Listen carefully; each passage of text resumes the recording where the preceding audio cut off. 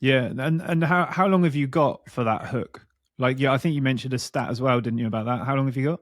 Yeah, so that one's quite interesting because like literally 2 or 3 years ago, we were talking about that it was 3 seconds. So it's really short. You've got to get people engaged. And Hmm. now that's come down to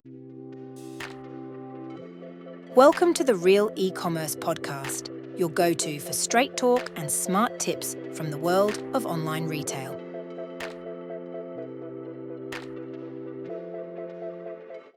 As some might know, we've had a bit of a focus in the last 6 months on the food and drink industry. And we were lucky enough to have Olly, who's joined us today, work with us at our Lunch and Learn in Bournemouth.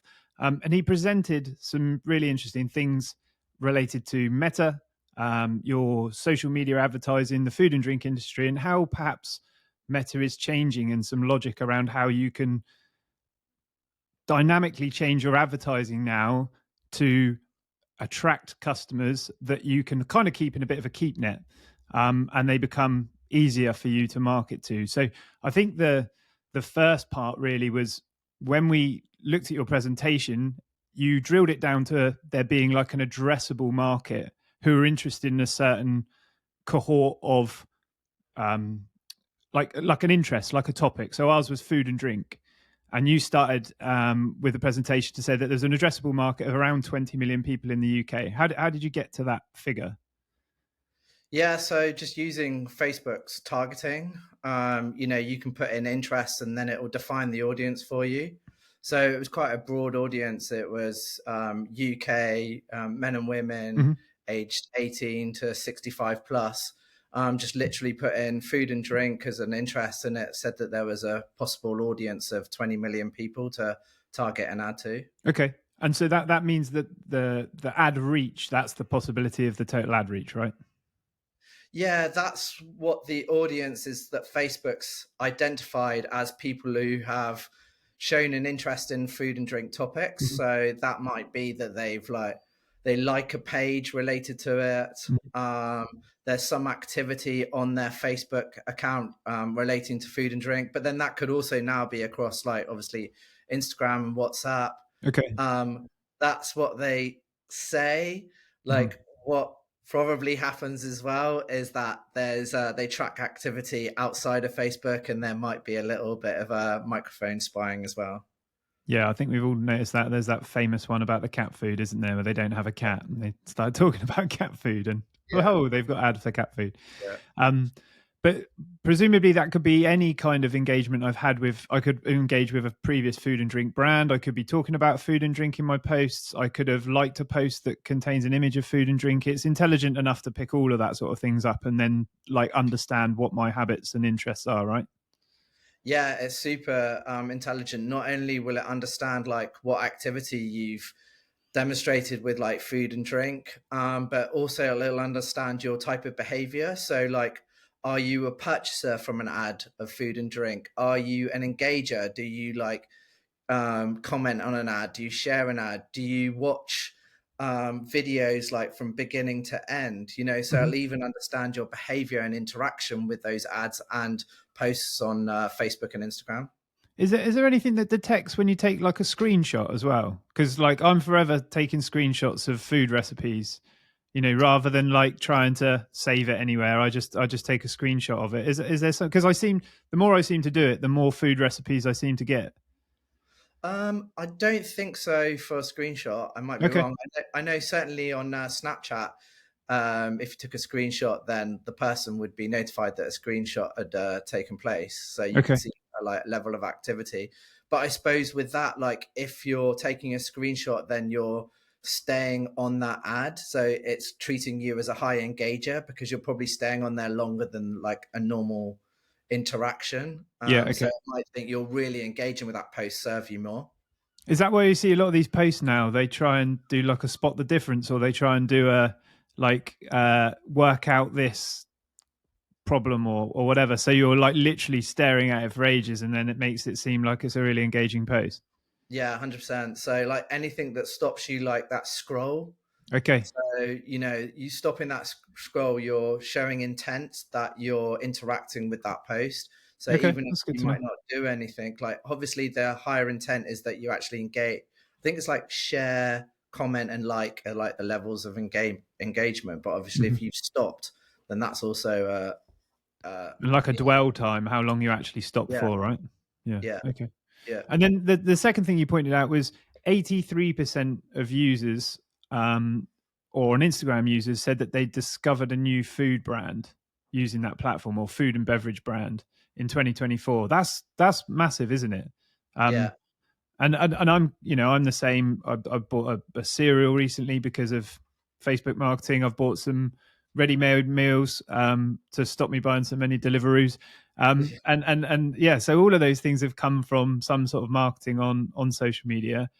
I fall into that bucket. I mean, 83% of everyone listening should fall into that. But that is that high? Is that like a, if you looked at other industries, perhaps like home and garden, would you say that, you would find a similar amount of engagement, or is that a particularly high one? I think the overall stat is like similar to that across all industries. Mhm. That people discover new products within any industry on Instagram, but I think in particular food and drink is that's very high, Mhm. or that's higher than other industries. Obviously, the content and the industry is so engaging that it's very easy to, or it's very engaging content that people can create. Mhm. So, at the moment, for instance, the creatives that's doing really well is like reactions to my first bite. Like, and Mhm. people engage with that content, and then they want to understand more about the brand and the product. So it's a really good way to hook people into discovering new food and drink companies. Yeah, and I guess it gets that dwell time, and you stop to look at the video as well, so it engages in that way. Yeah, Yeah. yeah. Okay. And you can measure that dwell time as well. So you can do like hook rate. So you can understand in the first 3 seconds of like a video what your engagement was, how much your drop off was, how much your like CPMs increased or decreased. So you can be like really drill down in the analytics of like that dwell time and the hook Mm. rate. Yeah, and how long have you got for that hook? Like, yeah, I think you mentioned a stat as well, didn't you, about that? How long have you got? Yeah, so that one's quite interesting because, like, literally 2 or 3 years ago, we were talking about that it was 3 seconds. So it's really short. You've got to get people engaged. And Mhm. now that's come down to 1.7 seconds. And this is actually a report from like Meta themselves. So Yeah. this is what they're sharing with people. So it's literally in a split second, you've got to call out that audience. Something's got to happen in the video. You've got to be talking to the people that you want to be engaging with, or you want to like take an interest in your product or what your Mm. product will do. So yeah, it's really short, and you can imagine like there's so many people competing. There's so much noise in your feed that you've got to just stop that scroll. Yeah. And I guess it's just, it's almost like that's how much user habits have changed in terms of their scrolling behavior, right? And their attention span, as it were. So you're saying a few years ago it was, a number of seconds, for 3 or 4 seconds, and now it's halved. So I think we probably all are a bit more impatient when we're looking through our feeds, because we're just looking for the things that catch our eye, stand out, and get our attention, right? So if you're not doing that, you're just going to get scrolled past. Yeah, and that kind of plays into like the types of creatives that are doing really well too at the moment. Because Mm. like, again, like we don't expect an ad or a food and drink company to be coming into our feed as we're scrolling through. Hmm. And so when we see something that looks like high production, high professional video, we know in the back of our heads that's an ad. So you just keep scrolling through generally. But when like it looks like it might have been a raw video from friends and family, or it might be um humorous video, then you're going to give it more time and more attention. And that's why it's interesting that often it's the raw videos that actually do very well rather than the high production ones. Yeah, I think you said it was because it may be someone that you know. You're like Yeah, stopping because you think it might be someone you know, even though it's an ad, but because yeah, it's done in like a novice way, yeah. it draws your attention to thinking it's someone you might sort of recognize or whatever. So yeah. Yeah, And, again, like people just literally holding that, like, these are large brands as well. That's why the user generated content does very well, because it's, a bit rawer. People are just doing a selfie video. Mm. Again, you're flicking through and you're like, oh, it looks like a low production video, so it must be one of my friends. And then you stop, or they've called an audience out straight away. So it's Mhm. those type of tactics which work really well at the moment in stopping that scroll. Yeah, that's something that you touched on as well last week, is calling that audience out early, so you're kind of like directing your ads at the people you're aiming at, and you're almost alienating other people, but you're doing that deliberately, right? You're doing that deliberately, yeah, because like the way Meta's evolving now, they're almost like removing as much of the filters as they can, Hmm. and you have the ability to filter it still, but you're kind of working against the way that it wants to work. Hmm. So in a sense, you want to allow it to be as broad as possible. And when I say broad, like it can almost go to as large an audience as possible. That's how like Meta wants to optimize, because it wants to like put your ad into different pockets of people and understand where it gets the traction. And then when it gets some traction, it will move the attention and spend away from those people that are not resonating with it into those that are. Hmm. And the best way of directing that is you're giving Meta like a bit of direction, like go and serve it to whatever audience you want, and optimize in the best way that you can. But I'm going to call out, um, non-alcoholic drink lovers straight Hmm. away, and I'm going to call that out in the first 1.7 seconds. Hmm. So Facebook kind of understands, or it will quickly gather momentum in the non-alcoholic Hmm. drinkers. So you're just giving it a bit of a nudge in the right direction, and that seems to be working really well at the moment. Okay, so it's almost cutting the time down for Facebook to decide how best to serve your ads. You're almost like, yeah, like you say, weighting it a little bit, giving it a bit of a bias. Yeah, you're getting results quicker. You're getting a better return on your investment, and yeah, you're just kind of getting to that premium audience as quickly as possible, like you say. Yeah. And so you say that that's one of the things that's happening. So they're almost taking an automated performance adjusting campaign now. They're doing all that for you. So you start with an audience, but a broader audience than you would normally.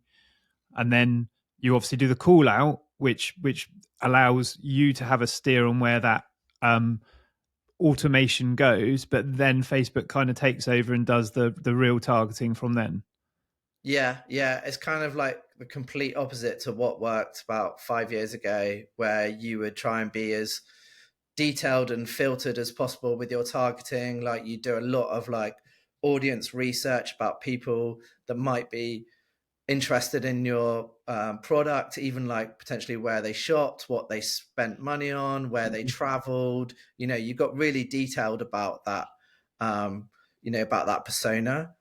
And you were really sort of fighting with Meta to try and get to that audience that you knew was, or you hoped would be the best performer. And you'd be split testing audiences all the time, like try where they travel, where they shop, what they drink, what they eat, what they buy.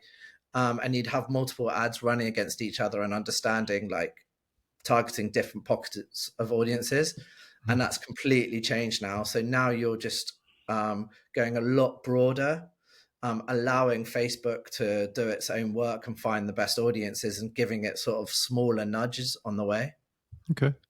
And when we used to talk about the difference between Google ads and Facebook or social ads or meta ads, we used to always say when you search for something on Google, like lady's handbag, you've probably got an intent of buying a lady's handbag, right? And if you saw a lady's handbag on Facebook, it would be much more speculative advertising. But you've said that it's become a lot less impulse purchasing now. There's more of a dynamic there that's changing. Can you explain what that is and how that's evolving? Yeah, I think like there's sort of two or three things at play there. Like one is you still do have a measure of impulse purchasing, but probably like that threshold of like price is a bit lower. Any So idea what that is? Like as a guide? I mean, about £30, I'd okay. say. Yep. So under £30 is like an impulse purchase. You get a lot of like first time buyers, top of funnel traffic, don't know a lot about the company, like the product, like the video. The product page is well high converting. The website looks, is high trusting. Mhm. They go through and make that purchase.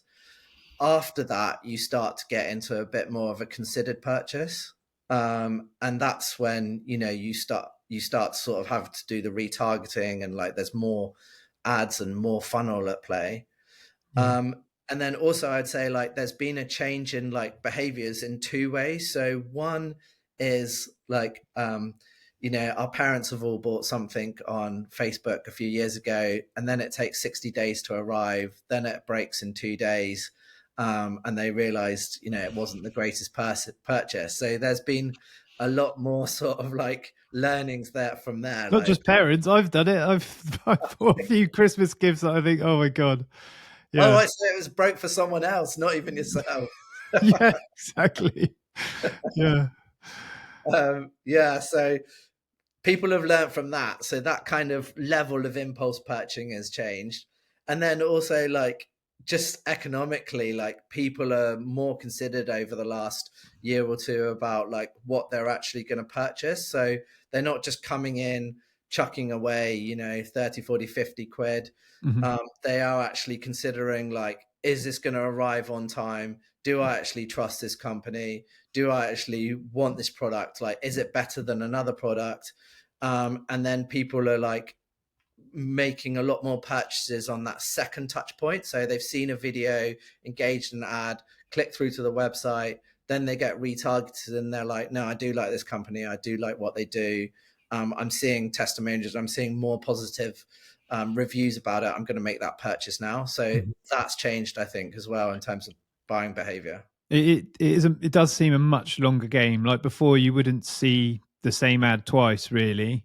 But now, like if you engage with something, like it's there, it's staying in your feed almost on a permanent basis until Yeah. something else is in your kind of like intent circle. But I think that was again, you break this down into a sort of 3-step funnel. That's how you are now changing the way you target your Facebook audience. And the first bit, like you said, starts with awareness, right? So it's you're paying to make people aware of your brand, your product, your service, or whatever it is. And where does it sort of lead on from that? Yeah, so I think like there's a lot more of a journey now. I've been doing this for a while, and it's like feels like going back in time, but like 7 years ago, maybe like now, you could literally just put up an ad, a video, send it through to a product page, which wasn't particularly well polished or put together very well, didn't have much conversion rate optimization work on it. And because of the lower competition, like you were going to get sales. It was more down to like what your cost per acquisition was going to be rather than whether you got sales at all. And that's completely changed now. So like there does need to be that funnel where in the past you just send out an ad and say, I want to get a purchase, and I'm going to use the purchase optimization, which is like the highest intent people and the Mhm. most expensive audience to target. That's much harder to do, if not almost, very difficult to do. And Mhm. so you need to take them through this funnel of like awareness, consideration, and conversion. Okay. And that means that they go on the journey with you. So the awareness is like, you're serving them a video, you're introducing the product and the company, some backstory. I'm seeing things like founder videos working very well at the moment, Mhm. voiceovers. So the founder talking about the product and their backstory. So you're just getting people interested, drawing them into that trust factor, and giving them a sort of taster of the company, the background, and the product. Mhm. And then the consideration might be more like testimonials or actual, specific products, serving them like the catalog of all of your products, and being a bit more, taking that step further. And then the conversion is the latter stage, which is literally like, shop now, go to this product, you've viewed this product, or you've done X and Y and Z, so you might be ready to make that purchase. And it doesn't have to be a big extended funnel, and it doesn't need a huge budget to be able to do that, but it is actually just being considerate of that journey, and that people do need a bit of warming up now before they hit that buy button.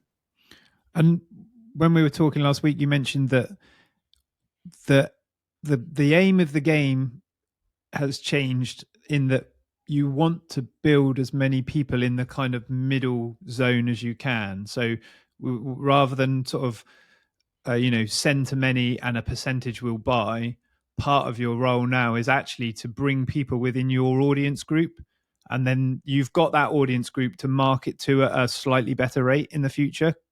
That was my understanding of that, right? But you probably explain it better. Yeah, definitely. Like, I think the one thing that you can control on Meta is like your custom audiences or your middle of funnel audiences. Mm-hmm. So those are people that have watched a percentage of your video, have clicked through to your website, have engaged with an ad, have engaged with you on your organics. And you can do all of those in percentages. So you can, target the people who watch 50% of your video or 95% of your video. You can target everyone who's looked at your entire website, at product pages, the people who are the top 25% of time spent on your website. So you can really like break it down and, even sort of qualify those in terms of intent. But that audience becomes yours. Whereas like with the top of funnel traffic, you're fighting with everyone to try and get that attention. And that's where costs go up. That's where like the auction prices are fluctuating all the time. You're trying to sort of fight with anyone else who's been in the market, spending money on ads, just about to spend money on ads. It's much higher competition. But with that middle of funnel, those people that have engaged with an ad or spent time on your website, that's yours. You've got them like in a pocket of audience, and then they become your sort of champions, that if you then remarket to them in the right way, they are much higher or much more likely of making a purchase. And you can also like send updates to them about a new product launch, a change in a product, some company news, and they already know about you, so they're much more likely to engage with that or be interested in it. And I just feel Is like, that cheaper to market to that audience when you've got yeah, it? Okay. yeah, it's generally cheaper audience, because again, you're not fighting in this top of funnel like competition auction. That's yours, that you've kind of built. Okay.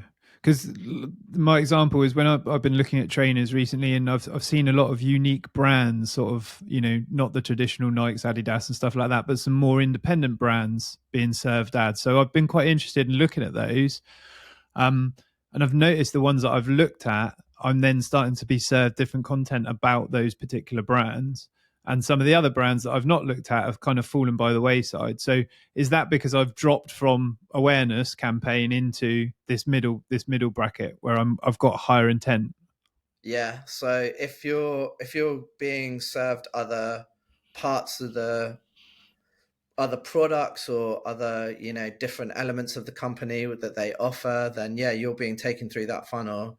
Because I'm If you considered now. I'm in that Yeah. consideration stage, right? But did you mention also there's some that they haven't sort of retargeted you? That's just like poor ad setup. Oh no, I mean some that I've like not engaged with, I've Okay. like not seen again. So there's certain brands that I've gone, oh, I don't like the look of those, and then I've not seen them again. But the ones I've, like we were talking about earlier, the ones I've dwelled on, or the ones I've maybe clicked and engaged with to see another color or something like that, all of a sudden I'm seeing those a lot more, Yeah. and Yeah. that's So because I've dropped into that middle funnel part, which is a consideration. yeah, 100%. And the ones that you haven't engaged with, like they've got no touch point to retarget you with anything. So Yep. if you haven't engaged with it, watched much of the video, clicked through to the website, they've got no data on you to be able to like retarget an ad. Whereas obviously the ones that you are, they're then taking you through that journey in that funnel and offering you other products, other aspects of the company. Does it lead the top of the funnel, the awareness, And does that make it that it becomes a little bit clickbaity or a little bit because you have that on YouTube, right? You have the funny face and like the over exaggerated statement, and then you watch the video and it's barely any news. So, like, is that what this is encouraging in a way or not? Slightly, yeah, because obviously you got 1.7 seconds, so you've got to do something within that first couple of seconds to get someone's attention. Yeah. So a lot of videos that I see work very well kind of like work backwards. So something, the most sort of like eye catching element of the product is at the beginning of the video, and then you kind of like backtrack a little bit and then get to that climatic point of the video again. Mm-hmm. So yeah, there is an element of clickbaitiness to it, but unfortunately, like that's the way that kind of Meta Attention gets design grabbed. their algorithms. Yeah, and Mm-hmm. also like how you get rewarded for that. Mm-hmm. So you kind of led down that way in a sense. But also I would say like it doesn't have to be clickbaity in a bad sense. Like, you could show something amazing in your product in the first couple of seconds, which doesn't have to like mislead anybody or be cringeworthy or anything like that. It still could be quite engaging, exciting, and humorous. So it doesn't have to be used in a negative sense. And when I drop down to the third stage of the funnel, then the conversion, am I then even cheaper to market to at that point? So are we going like progressively, because I've dropped into that audience that I'm in the keep net, if you like, and now I've gone to the conversion stage. Does it become less expensive to market the further down the journey you go or further down the funnel you go? It should be, yeah. It should Yeah. be cheaper, but the only time that potentially becomes a problem is that the uh, that audience, the last stage of an audience, and this is where sometimes budgets can be a constraint, is that audience might be very small. Mm-hmm. So you might be like retargeting the same group of people a number of times. So Okay. you want to like have a balance of having enough people that can go through the funnel so that these latter stages remain cost effective, Okay. and having enough people to actually market to. Well, one thing I saw, which I thought was a brilliant touch, was when you go through from a Facebook ad and you click to shop and you land on the product page. Obviously, you were within, if you're on your phone, you're within Facebook or Meta's browser. But I've seen it where it will then tell you the friends that have also liked that product. Like, and it will say, a little image of them and then a number of plus other people also like this brand or like this product.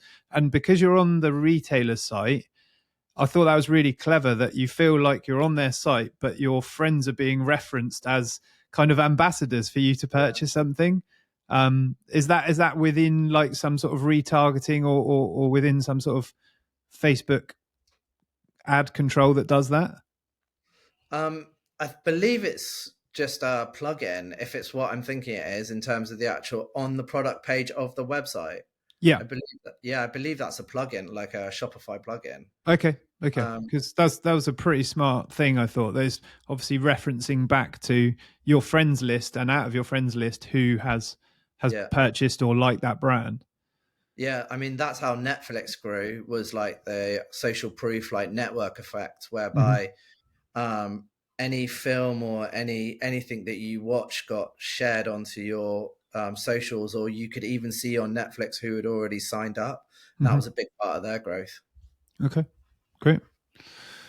There was a stat that you put forward, which was 40% click through. So the emotional benefit led headlines drive 40% higher click throughs than product led copy. So we've obviously had a number of these podcasts, and one that we did right at the beginning was addressing pain points and letting people kind of understand that you know what their problems are, you know what they're looking to solve, and if you talk to them about those, which is an emotional side rather than the product and what the product does or the tech of the product, you will actually engage with that audience a lot better. Is that how did you arrive at that stat? Yeah, so that stat again was from a Meta report that they released last year, but you can see it again in like the ads. So I know I keep coming back to this like 1.7 seconds, but it's quite important. And again, it shows like you're going to get 40% higher click through rate if you're talking about calling out that audience, calling out that pain point that resonates with someone. Mm-hmm. So if you're talking about nutritional bar, you're not just saying it's amazing, it's really tasty, you're talking about the USPs or the product of it. You're actually talking about like what it does for you. So like post gym workout, it's feeling like you need some energy or something like that. You're actually calling out some of the pain points, and Mm-hmm. that's where the emotional side of the ad and the video resonates better than just talking about USPs and what the product is and what it does. Okay. And I think we're a big advocate of that because you're either selling. I used this in a presentation the other day. You're either selling the sausage or you're selling the sizzle. So Yeah. people want to know like the facts and the weight and the dimensions and the color and the fabric or whatever. And in that case, you're actually selling like the product or the sausage. But if you're selling the sizzle, you're selling the emotional and how you feel and how it makes you feel better or how it improves your life. And you're saying that the ones that focus more on that emotion, again, a much better uplift in terms of click-through rate. Yeah, definitely. And I think like there is definitely a place for like the product description and what the product does and the USPs and everything like that. But again, that's later down in the funnel. And you initially want to get someone just interested in your video or your product. So talking about that emotional aspect is again the sort of scrolling stopper. And then you click through, then you look at the website, you start to absorb more information. You're looking at the product descriptions, so that comes later. Like people still want to understand, what it actually does and the USPs of it. But, that 40% higher click-through rate is from probably that awareness aspect of it. So top of funnel again. Okay. And Meta, you hear about investment in AI is either ChatGPT, Elon with Grok, or it's Meta and AI. So what are they doing to embrace that, and how's that going to change in the kind of ad aspect to Meta? Yeah, so they've kind of been doing quite a lot over the last couple of years anyway. But I think there's going to be potentially some massive changes in the next 2 years. So what they've always wanted to do, in my opinion, which they've failed at, is open up Meta ads to small businesses, right? So Okay. they've always said, look, that we want to support small businesses so that you can like run ads. They tried to do that with like that boost button on organic posts, You're and not a like, fan of those, are you? no, that's the cheat. I think it's the cheekiest, like cheekiest button Take ever. my money. Take my money. It is, yeah, because like there's no like you can add some filtering to it, but it's not very easy to do that. Not many businesses do it. They hit that button and it just goes to everyone, and they tend to find like the cheapest traffic, which is the lowest intent people. And Mm-hmm. yeah, it's just like it's a bit cheeky, I think. So that was what they were initially, I think, trying to do to like open it up to small businesses. Then they tried to like make the platform more user friendly, but I think actually made it harder to use. So like even just setting up your first ad, like putting a pixel on your website, Mm-hmm. building an ad, building audiences, like it just got harder and harder. And they changed the layout of it all the time. So like, even I'd be like screen sharing with a client and buttons had changed and I'd be like, I look like a complete novice because everything had like moved around. So that was always difficult. But over that time as well, they've tried to like make things more automatic. So you can give it some ad copy and it'll give you like 5 suggestions. You can give it an image and it'll give you 5 variations of that image. It will, you can give it a link and it'll give you the option to send it to different parts of the website depending where it thinks it's going to get best results. Okay. Uh, Audience is the same. Here's my audience, but click a button. If I think I can get results elsewhere, then we'll try and do that. but you're still within Ads Manager, and you've still got the constraints of trying to like build an ad, which is not very easy, even though they're trying to make it easier. What I think they're gonna do is like it's gonna be like more prompt based. So you're basically telling Meta, this is the type of ad that I want to build. You know, you can give it as many suggestions as you want or as little as you want, and it will build that ad for you, and it will know on the prompt that you've given it the audience that it should probably go and look for, what your intent is, like what type of traffic you want. Um, that's where I think it's going. If it gets to that point, it will completely open up the market because people won't have to go in and click this button, upload this image, you know, make decisions between what type of ad it is. You'll just literally type it in and it'll do it for you. And then that'll flood the market, I think. Yeah, I think you almost needed a degree in ad, Facebook ads, Google Shopping ads to be able to set these things up, and that's where our services, got carved out of, wasn't it? Ours was from a development perspective. You look at the latest Shopify theme, and you can tell it to create blocks for you. So you can tell it to create content blocks, and how they work and function, and it will just deliver that through its own AI and program those blocks for you. Same with yours. It's just eroding on some of the things, some of the skills that needed a human to do that. But they're already doing, you mentioned earlier where they're taking over how the ad is served. Again, I guess that must be sort of AI focused as well. Yeah, I mean, it's already super, super intelligent. Like at the moment, you basically inform it what type of ad you want. Like, do you want to serve a purchase ad? Do you want to generate leads? Do you want to get video views? Do you want to get engagement on your ad? And it knows historically from people's behavior where to serve that ad for that action to take place. So it knows it I think already.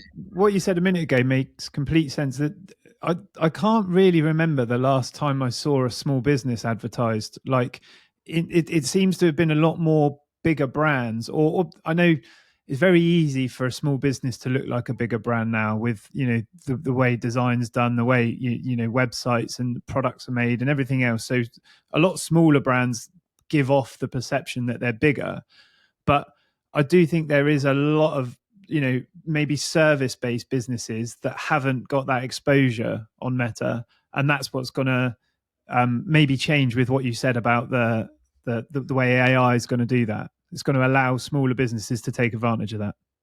Yeah, definitely. Like the service-based side of things, like I think it's just harder for them really to get much traction with like audiences. So obviously product-led businesses, they have easier content and like more to kind of discuss. Obviously like B2B as well is like, you can still get great results from B2B. It's just harder. And if you're now telling Meta what you want it to do and how you want to get your message across and who your audience is and what you sell, and it goes away and like finds those audiences and delivers that ad, yeah, it's going to make life a lot easier. And just bring a lot more people into the ad platform as well. Yeah. Okay. Well, look, I think it would be great if you could tell people how's the best way to get in touch with you. We'll obviously put these details in the show notes at the bottom. But if you want to pick up the discussion and talk to Olly more about the Facebook and Meta ads that he can help you with, I think there's a lot that he's given today in terms of learning how you can get people into that 3-step funnel, how you can get people into the KeepNet, the way that Meta's changing. So if you want to pick up that discussion, how can they get in touch with you, Olly? Probably 2 best ways is like LinkedIn. I think I'm actually under Oliver Whittle on LinkedIn. So Oliver, God, I haven't heard you use that for a while. I think only my mum Very does. professional. Probably need to change that. I think actually I think I'm Olly Whittle, sorry, on LinkedIn, and then I think my URL is Oliver Whittle. Perfect. And then ollywhittle.com, you can go on there, and there's some information, also a contact form. But yeah, I'm super happy to just answer any questions or anything that I've talked about, which you want to dive deeper in. Happy to speak to anyone on that. Yeah, it's one of those things that when we both started 15 years ago, didn't we? Yeah, And with our back smart then, test. hey, With our smart cars. With our smart cars, yeah, buzzing around town. Well, you were called Swarm, so you were buzzing around. And I think the services, the online services, have actually broken down into really specific specialists, and you've remained a really specific specialist. God, it's quite hard to say. In terms of meta ads and social media, and to stay on top of all of the things that are going on.